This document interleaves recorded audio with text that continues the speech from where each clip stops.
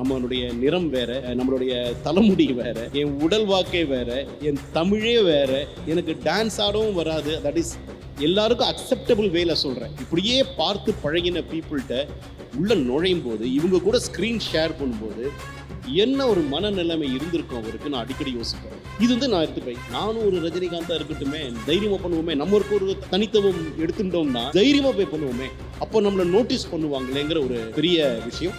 படம் சொன்னா அவருடைய படத்துல ரைட் ஃப்ரம் அபூர்வங்கள் 3 முடிச்சு காயத்ரி, அவள் அப்படித்தான், இதெல்லாம் நீங்க சத்தியமா நீங்க பார்த்துருக்கவே மாட்டீங்க. ஏன்னா உங்க வயசுக்கு சொல்றேன். இதெல்லாம் நீங்க இப்ப பாத்தீங்கன்னா என்ன ஒரு மகான் நடிகன் அவர் அப்படிங்கிறது தெரிய வரும்.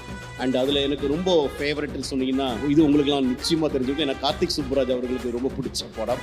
அதனால தான் பேட்டையில் இது வரும். கெட்ட பயசா இருந்த காலின், முள்ளு மலரும். ஜானிலாம் வந்து ஒரு போயம் இந்த செல்லுலாய்ட் சொல்லலாம். அவ்வளோ ஒரு பொய்டிக்கான ஒரு படம்.